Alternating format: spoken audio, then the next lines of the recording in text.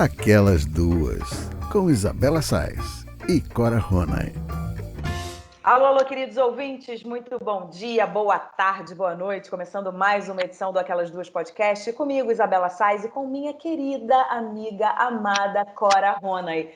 Corinha, eu tô muito emocionada porque 1 ano e meio depois aconteceu o grande encontro entre nós, Corinha. Eu tô muito Oi, emocionada. agora já não, eu fiquei muito na hora. Agora eu já consegui lidar com a experiência e assimilar a alegria e o contentamento de ver você e o Theo. Foi muito bom. Ai, foi muito gostoso, Corinha. Olha, bom, para quem não sabe, eu acho que os nossos ouvintes não sabem, né? Eu passei 15 dias agora no Rio, a gente resolveu ir com todo cuidado, com todos os protocolos, enfim, que a gente sabe que a pandemia ainda não acabou. Nem na casa da minha mãe eu fiquei, eu fiz questão de ficar em outro lugar sozinha com meu filho, para a gente se encontrar sempre ao ar livre, de máscara, etc e tal, com meu pai também, e amigos, etc. Mas eu fiquei muito feliz de ter ido, né? Porque é bom a gente voltar para nossa casa, digamos assim, porque é uma sensação engraçada, Cora, porque como eu estou aqui só há 6 meses, aqui em São Paulo, a gente volta para nossa casa, né, que é o Rio de Janeiro, e já não é mais tão a nossa casa, mas é. E São Paulo ainda não é a nossa casa, mas ao mesmo tempo é. Então é uma sensação esquisita de não pertencimento, sabe? Sim, entendo perfeitamente. Porque eu não tenho tempo suficiente de São Paulo para chamar de minha casa e eu já saí do Rio, que é a minha casa, mas não é mais, né? Quer dizer, é a minha casa de coração, mas não é onde eu moro.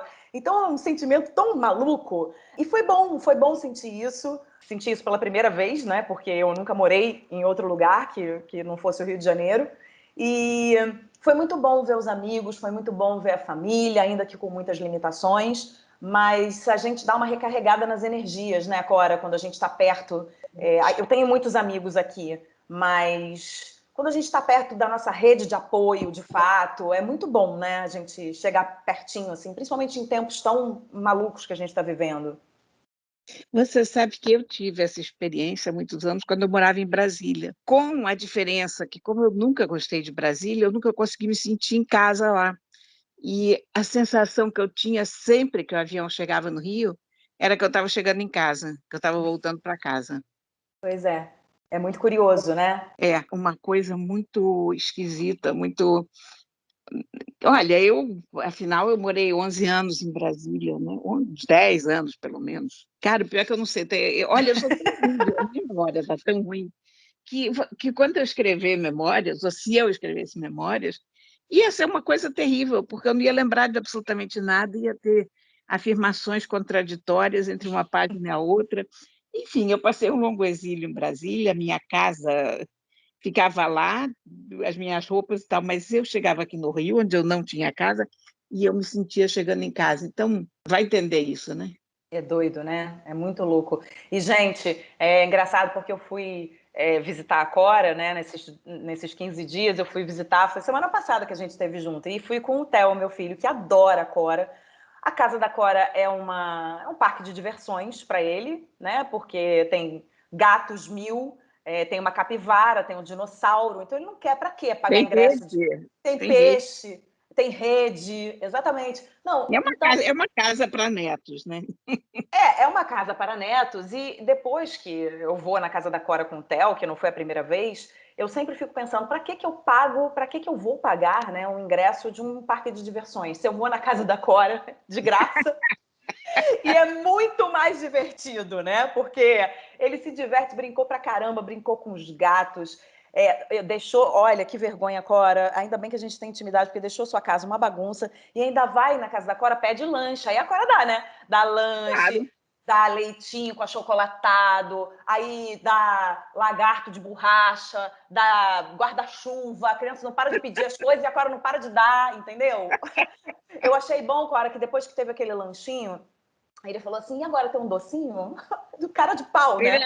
Foi muito engraçado e fiquei com muita pena de não ter nada que ele gostasse. Pô, Cora, você já tinha tudo. O menino saiu de lá cheio de coisa, pelo amor de Claro. Deus. Mas eu queria que tivesse alguma coisa que ele gostasse, assim, um docinho ao agrado dele. Não, não, mas foi ótimo, foi muito bom ver você. Eu fiquei muito, muito, muito feliz. Eu estava E com muita saudade, Belinha, muita, de fato. É impressionante, quando eu vi vocês, eu fiquei tão alegre, sabe? Aquela alegria que a gente sente no coração, assim, quando a gente vê uma pessoa que a gente gosta e que a gente não vê há um tempão. Mas foi uma vontade de abraçar. A gente está perdendo muito da vida, né? A gente acha que conversando toda semana a gente está perto, e afinal tá, mas não tá, né? não, é muito diferente você estar realmente pessoalmente, né, com a cara a cara, olhar no olho, essas coisas que a gente costumava fazer são muito boas, né? Apesar de todo o desenvolvimento da tecnologia, nós continuamos sendo animais físicos, né? A gente É, se ressente dessa falta de contato.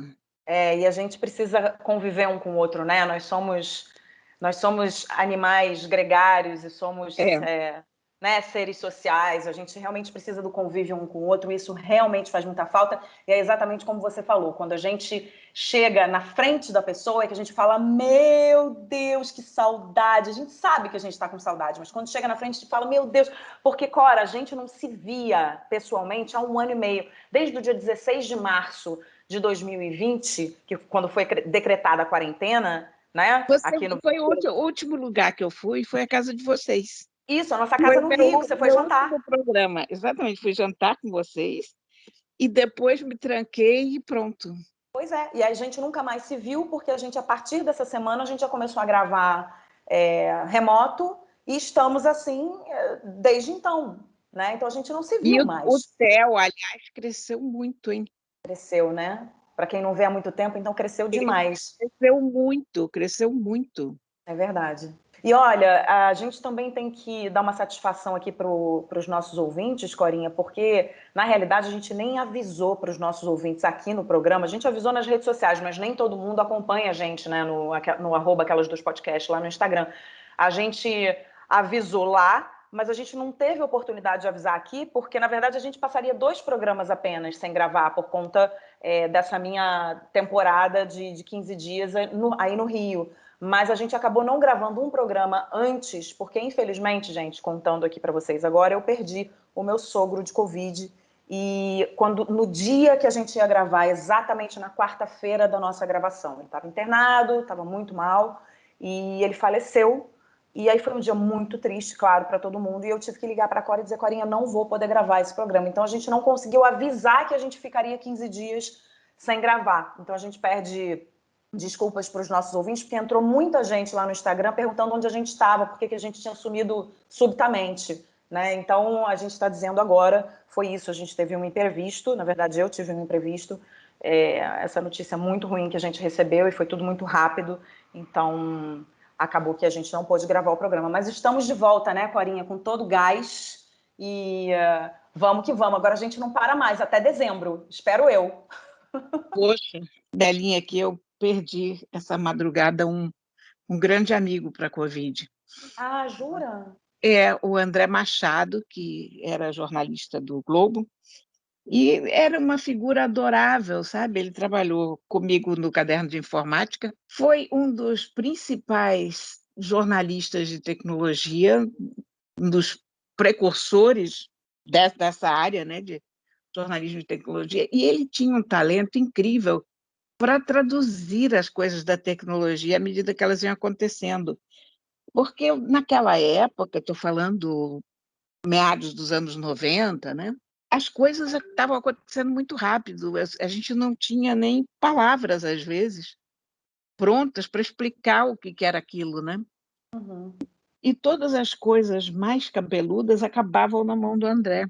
O André conhecia software livre como ninguém e tinha realmente esse grande talento de botar numa linguagem simples conceitos que às vezes eram muito complicados. Além disso, ele tocava rock, ele compunha canções, ele era poeta, ele escrevia. Ele era um amigo querido, ele era uma das pessoas, um dos campeões de popularidade do jornal, eu acho, que eu não conheci uma pessoa que não gostasse do André.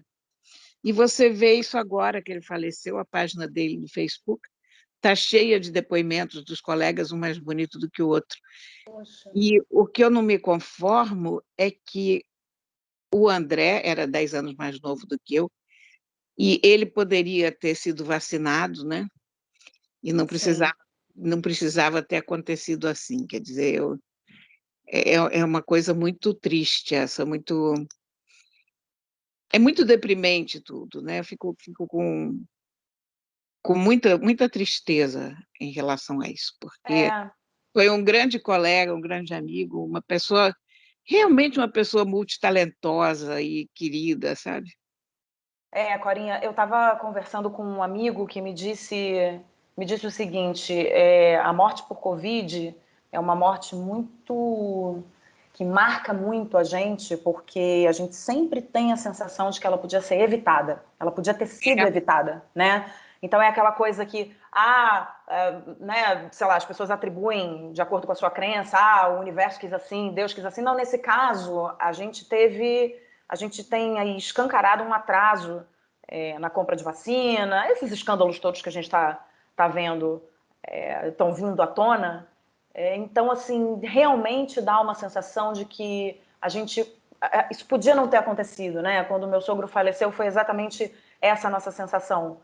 Ele era um homem de 82 anos, lúcido, super inteligente, um cara culto, um cara que era um ótimo papo. Nossa, assim, tinha um carinho comigo. Era uma pessoa muito bacana, era uma pessoa muito legal. A gente amava muito ele. Tinha comorbidades, mas vivia bem com suas comorbidades, tomando seus remédios e fazendo seus tratamentos, né? Mas aí o que acontece é que tem um vírus e as comorbidades são um prato cheio para esse vírus, e o vírus levou ele em 10 dias. Então você fica, sei lá, é uma sensação mesmo de que de que poderia ser evitável, né? que podia não ter acontecido, e uma sensação de você ter uma pessoa roubada da sua vida de repente, né? Porque 10 dias atrás a gente conversava tranquilamente por telefone, a gente trocava mensagem, ele gostava muito de cinema, ele sabe que eu gosto muito de cinema, então a gente trocava mensagens sobre filmes, dava dicas um para o outro. A gente não estava se vendo tanto, exatamente porque a gente toma todos os cuidados. Quando a gente se via, muito pouco, a gente se via ao ar livre também, todo mundo com muita precaução. Mas, enfim, é uma sensação de que as pessoas estão sendo roubadas das nossas vidas, né? Eu acho que quem perdeu um parente próximo, ou um amigo, que seja, dá essa sensação, né? Que a pessoa foi retirada da sua vida de supetão, assim. É muito esquisito. Porque uma doença séria, sei lá, uma cardiopatia, um câncer, a gente imagina que é inevitável. O que você vai fazer, né? Uhum. Não teve isso. A pessoa sofreu um acidente, tem uma certa coisa do destino ali, mas essa coisa da Covid parece tão estúpida, né? É tão evitável. Sei lá, cara, ou a gente está sob o impacto disso, eu não sei, mas é uma morte mais doída que as outras nesse aspecto, nessa sensação de que poderia ter sido diferente, de que não precisaria ser assim. Acho que a gente tem uma sensação de que a gente podia estar com o vírus circulando menos muito tempo antes, né? A gente ainda está com o vírus circulando muito, à medida que as pessoas vão se vacinando, a gente sabe que o vírus vai circulando menos, mas quando você tem 70, 80% da população, você sabe que realmente aí você já está com um caminho mais do que andado para voltar a uma vida normal, digamos assim. Mas não é o que está acontecendo no Brasil, né? Hoje a gente está com 15% da população vacinada com as 2 doses, isso é muito pouco para o tamanho do nosso país. Então, realmente, tudo isso tinha que ter sido visto para ontem e acabou não sendo visto para ontem, né? Então, é realmente muito triste, assim, a gente ver essa situação. E aí a gente vai perdendo, né? Familiares, vai perdendo amigos sei lá, é estranho mesmo. A gente tem que torcer para essa vacinação andar cada vez mais rápido para a gente poder sair dessa e poupar vidas, né? Que eu acho que esse é o lema, esse é o objetivo, É isso mesmo. né? Agora, Corinha, ainda falando de pandemia, mas sob um outro aspecto, eu queria te contar uma coisa. Um dia desses eu estava navegando pelo Instagram e aí eu me deparei com uma postagem que me fez parar para refletir, e eu lembrei muito das nossas conversas. A gente já conversou sobre esse assunto. Não sei se aqui no podcast, mas a gente já conversou. Eu vi essa postagem num perfil que eu curto muito, que é do André Carvalhal. Ele é consultor nas áreas de marketing, comportamento, sustentabilidade. E a postagem dizia o seguinte, começava assim, quarentena não é ano sabático. Tudo bem se você não aprendeu a fazer pão ou yoga. Quando as coisas começam a se encaminhar para uma certa normalidade, as pessoas passam a fazer um balanço do último ano e mergulham num mar de culpa. E aí ele lança a pergunta que não quer calar. Quarentena produtiva para quem? A gente começou um processo de autocobrança de que temos a obrigação de usar o nosso tempo na pandemia de forma produtiva. Acontece que na realidade da vida pandêmica, muitas pessoas não podem se dar ao luxo de ficar em casa, e as que têm esse privilégio, às vezes, estão ocupadas ou ansiosas demais para buscar crescimento pessoal. A pressão por produtividade começou segundos depois que o mundo entrou em quarentena. A gente foi invadido por uma quantidade enorme de dicas de como fazer pão, origami, tai chi chuan, sexo tântrico e por aí vai. Mas a gente pode sim deixar para depois, ainda mais nesses anos tão duros. Dar tempo a nós mesmos para processar tudo que está acontecendo é a prioridade, nada mais. E aí, Corinha, depois dessa postagem, eu fiquei muito reflexiva, assim, fiquei pensando e lembrei de você, porque a gente já conversou sobre isso, né? Sobre a dificuldade que de vez em quando a gente tem de fazer o dia andar. Principalmente agora as coisas começam a retomar um pouco, né? Mas principalmente lá atrás, que a gente realmente estava sob o impacto de tudo que estava acontecendo. E aí eu quero saber de você. Você é do time que aprendeu a fazer pão ou do time que só comeu o pão, para não dizer o pão que o diabo amassou, né? Belinha, eu entrei nessa pandemia achando que nós íamos passar 2 ou 3 meses em casa. E aí pensei, eu estava fazendo regime tão direitinho, cara. E aí eu pensei, eu não vou continuar esse regime aqui em casa, porque ficar sozinha já vai ser pauleira, mas ficar sozinha de regime é muito ruim, ninguém aguenta isso numa pandemia e tal, e pronto. E essas, sabe aquelas famosas últimas palavras? E agora estamos nós aqui há 2 anos quase de isolamento e eu continuo não fazendo regime, então eu apenas comi o pão que o diabo amassou, aliás, que o diabo amassou, que chefes muito competentes e carinhosas amassaram, de preferência, mas, porém, com a mesma quantidade de calorias do que aquele que o diabo amassa, mais tentador, obviamente, e como tanta gente na pandemia, eu dei uma engordada feroz. Eu não aprendi nada durante a pandemia. Assim, eu aprendi muitas coisas, mas coisas que eu aprenderia normalmente através da leitura, porque eu acho que a gente viver é um ato de aprendizado contínuo. Eu nunca soube tanto a respeito de vírus quanto eu sei hoje, de processos de contaminação, do que se pode fazer para evitar a contaminação.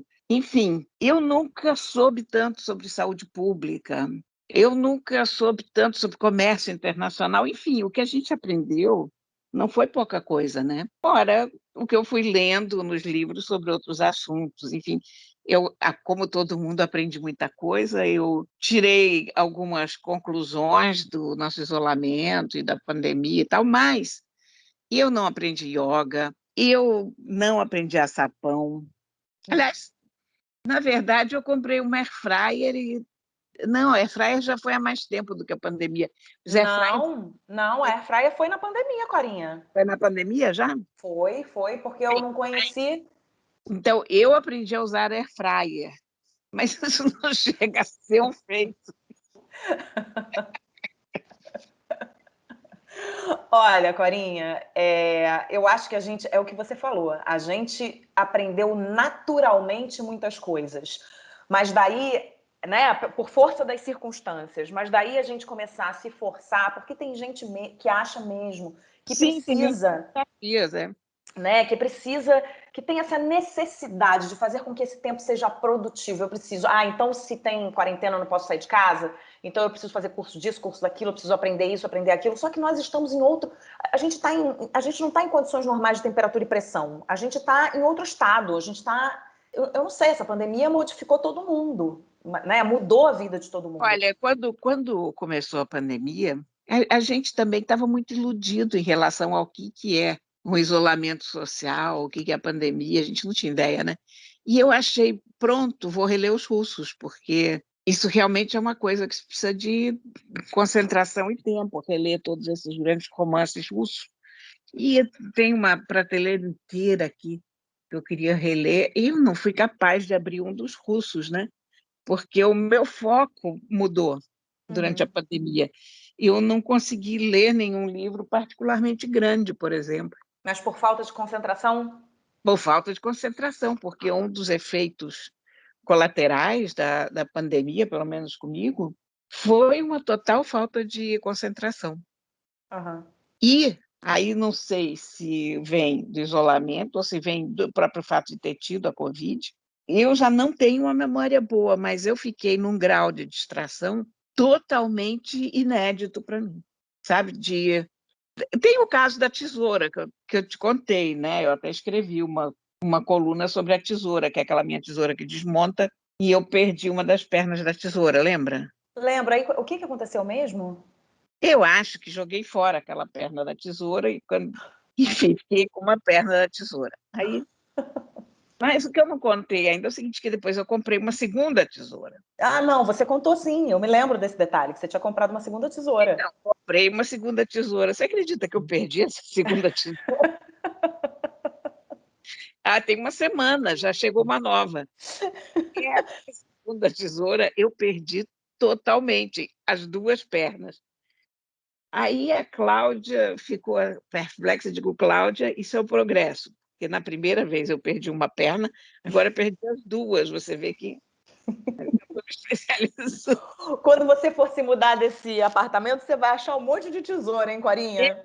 Pois é, eu acho que essa tesoura, essa segunda tesoura, não está perdida, muito embora a Cláudia e eu tenhamos passado 2 ou 3 dias procurando ela sem nenhum sucesso. Essa ainda vai aparecer, porque essa eu tenho certeza que eu não joguei fora, mas onde eu pus, eu não sei, um mistério completo na minha vida.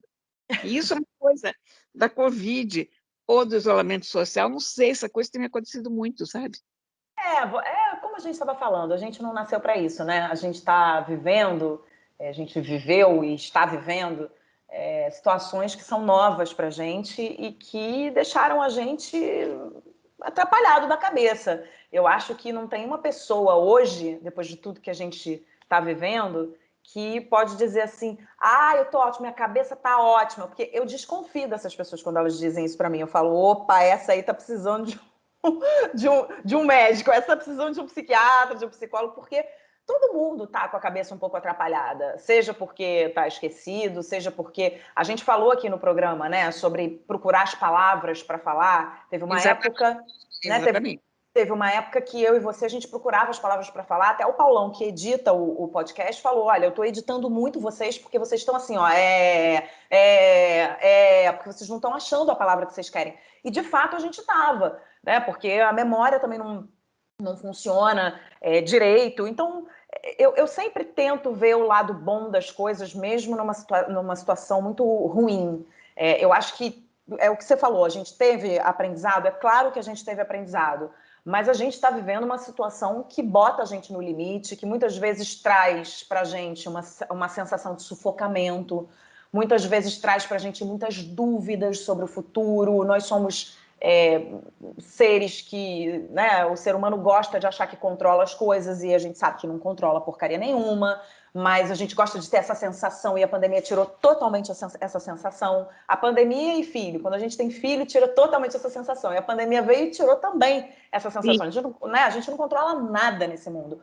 Então, ficar de frente, ficar cara a cara com essas verdades é muito difícil, é emocionalmente muito difícil. Ficar cara a cara com a família 24 horas por dia, como estava sendo, hoje nem tanto mais, porque as pessoas já voltaram a sair para trabalhar, mas passar esse período é muito difícil, né? As pessoas que têm criança, como é que faz? O homeschooling, o trabalho, tudo aquilo que a gente já falou, né? Que a gente foi falando nos especiais que a gente fez, tudo isso é uma novidade, tudo isso foi uma novidade, e a gente precisa achar ferramentas para lidar com tudo isso. Agora, em cima disso, a gente ainda se cobrar de aprender isso, aprender aquilo, porque agora eu estou fazendo. Eu acho lindo, se quiser fazer, mas é se quiser, não é? Ah, agora eu tenho uma meta porque eu preciso estar produtivo. Sabe, é o mal do nosso mundo. O mal do nosso mundo diz: você precisa ser produtivo 24 horas por dia. E isso causa ansiedade, isso causa depressão. Pô, por que eu tenho que estar produtivo 24 horas por dia, cara? Não é assim. E ainda mais num período tão duro, tão difícil para todo mundo, né? Justamente uma das coisas que a gente teve que aprender na marca foi isso, que a gente não pode ser produtivo 24 horas por dia, especialmente numa pandemia. Isso não dá para fazer. É isso aí. Todos nós constatamos isso. Um pouco antes, alguns, um pouco depois, outros, com maior ou menor grau de frustração. Isso faz parte, inclusive, da síndrome da pandemia, né? Porque hoje os psiquiatras e terapeutas, em geral, psicólogos estão percebendo que a pandemia não é só o coronavírus, a pandemia também traz uma série de problemas relacionados a essa artificialidade que passou a dominar as nossas vidas. Isso da gente ficar distanciado socialmente, isso da gente não poder sair na rua, isso de não poder se abraçar, tudo isso está tendo um peso enorme e vendo gente morrer o tempo todo. Então, todas essas coisas têm um grande impacto sobre a nossa cabeça, sabe? É verdade, tem mesmo. Tem mesmo, e a gente já está sentindo isso tem tempo, né, Corinha? Por isso eu volto lá para o que a gente estava falando no início, quando a gente falou das vacinas, quando a gente falou das mortes dos amigos e dos parentes. É por isso que a gente precisa realmente lutar para, né, ir para a rua, pedir vacina, pedir pressa nas negociações e pedir para que a gente saia dessa o mais rápido possível, né, Corinha? Sim, com toda certeza. É isso aí. Olha, passou tão rápido, eu estava com tanta saudade de você, fiquei tão emocionada de te ver. A gente conversou tanto agora nesse programa de retomada, que passou muito rápido. Nem senti passar, Corinha. Já temos aqui meia hora de conversa. E agora nós vamos para as nossas dicas preciosas, que eu tenho certeza que você tem uma boa aí. Ah, eu tenho uma dica maravilhosa. Diga. Eu, quando era criança, um dos livros que mais me empolgou quando era criança, um dos meus livros favoritos, era um livro que eu achava que era de Eça de Queiroz, se chamava As Minas de Salomão. E eu achava que era Eça de Queiroz porque ele fazia parte da coleção completa do Eça de Queiroz que a Brasiliense publicou. E as capas desses livros, até hoje me lembro, eram umas capas cor de laranja, caque, lisas, não eram capas imaginativas, eram umas capas bem abstrata, assim, não tinha nada desenhado. O detalhe é que o projeto gráfico era muito uniforme, a única coisa que mudava de livro para livro era o título. E, por acaso, As Minas de Salomão não foi escrito pelo Eça de Queiroz, foi traduzido pelo Eça de Queiroz, mas se consolidou de tal forma como a tradução do Eça, que o livro entrou nessa coleção sem o nome do verdadeiro autor na capa. O autor era o Henry Hidragard, o inglês. E eu não sei por que o Essa, aliás, tirou a realeza do título, né? Porque é As Minas do Rei Salomão, em inglês, o título é assim, e ele botou As Minas de Salomão. E eu passei muito tempo achando que... Eu sabia que não era um texto original do Essa, porque na folha de rosto estava lá, Hidragard, mas eu achava que o Essa teria feito uma adaptação, ou que o Essa teria apenas se inspirado nesse livro. Enfim, mas foi um dos livros que eu mais gostei, mais me impactou quando eu era criança. Como eu adorei esse livro. E aí, depois, muitos anos depois, eu tentei ler As Minas do Rei Salomão, quando eu encontrei um volume em inglês. Eu não tinha ainda lido em inglês. E quando eu comecei a leitura, olha, no segundo ou terceiro capítulo, eu larguei o livro, absolutamente irritada, porque era uma cena de caçada em que um homem mata uma girafa sem qualquer compaixão e só por matar. Depois eles matam 10 elefantes, um atrás do outro, e o narrador descreve isso com riqueza de detalhes, e eu tomei nojo daquele livro e fiquei totalmente irritada e cheguei à conclusão que certas coisas envelhecem e a gente não pode lidar com elas. Pronto. Aí, no começo desse mês, a editora, Todavia, publicou uma nova edição das Minas do Rei Salomão. uma nova tradução. E eu achei uma ousadia da editora, porque é uma aventura colonial, com aquela visão de superioridade racial e moral dos britânicos, né, que eram Uhum. superiores a todos os povos. Então, como é que você vai publicar uma coisa dessas nos dias de hoje? Para quê? E eu peguei o livro. E, cara, é um livrão, sabe? É muito, muito bom. Eu tinha toda a razão quando era criança. E a nova tradução é excelente. O tradutor, que é o Samir Machado de Machado, fez uma introdução para esse livro, um ensaio introdutório de umas 30 páginas, que é absolutamente sensacional, que situa o livro, situa o autor, dá a perspectiva da importância que esse livro teve em todos os romances de aventura, todos os gibis, todos os games, tudo que veio depois, vagamente relacionado com aventura, saiu daí. Então, você lê o livro e você tem a ideia de que ali estão todos os clichês do romance de aventuras. Uhum. Só que quando aquilo foi escrito, aquilo não era clichê. Quando aquilo foi escrito, aquilo era uma coisa originalíssima. Original, exatamente, é. E aquilo foi copiado por todo mundo depois. É o primeiro romance inglês passado na África, para você ter uma ideia. É de 1885. Então, é uma leitura extraordinária e as notas do Samir Machado de Machado e a introdução são perfeitas para a colocação do livro hoje, para a compreensão do livro, e eu super recomendo esse lançamento. Ai, que legal, Preste Corinha. atenção, porque depois eu percebi que há outras edições das Aham. Minas do Rei Salomão ainda no mercado, mas é a edição da Todavia, a tradução do Samir Machado de Machado. Maravilha. Nossa, eu fiquei com vontade de ler, porque você fala É de um sensacional, é jeito. extraordinário mesmo. É, e você escreveu sua coluna dessa semana sobre isso, né? Eu já fiquei com vontade quando eu li a sua coluna. Foi É. Quantas páginas são, Corinha? talvez umas 200 páginas. Ah, então é tranquilaço de ler. É muito legível, não é um livro grande de jeito nenhum. Ah, muito bom. Vou botar na minha lista. Eu entendo o que me chocou quando eu reli o livro, quando eu tentei ler o livro a segunda vez, porque realmente as cenas de caça são muito cruéis, mas eu concordo muito mais com a Cora criança hoje, eu acho, sabe? Agora a criança tinha razão de gostar tanto dessa história. Tinha toda a razão. O livro é um espetáculo e é um daqueles livros que, quando você pega, você não consegue mais largar, porque Sei. é uma cena de tirar o fôlego atrás da outra e pronto. Muito bem. Bom, Corinha, a minha dica de hoje é autopromoção. Vale autopromoção? Mas super vale, super precisa. Tá bom, então eu vou contar para você e para os nossos ouvintes que hoje estreou aqui na Rádio Mix de São Paulo a minha coluna de cinema, que se chama Drops Mix na Tela, em parceria com o Telecine, que é esse canal que é parte fundamental da minha formação, né, como jornalista. Eu trabalho lá já há muitos e muitos anos, comecei como estagiária, enfim, tenho o maior carinho pelo canal. E eu estou muito feliz. Então, eu quero convidar você, quero convidar os nossos ouvintes para conferir esse conteúdo, que eu estou preparando com o maior carinho para todo mundo. Essas pílulas são diárias e vão ao ar em horários diferentes durante a programação. O dial da Mix aqui em São Paulo é 106,3. Você tem que botar na Mix, ficar ouvindo a programação e aí, de repente, eu vou aparecer falando de cinema.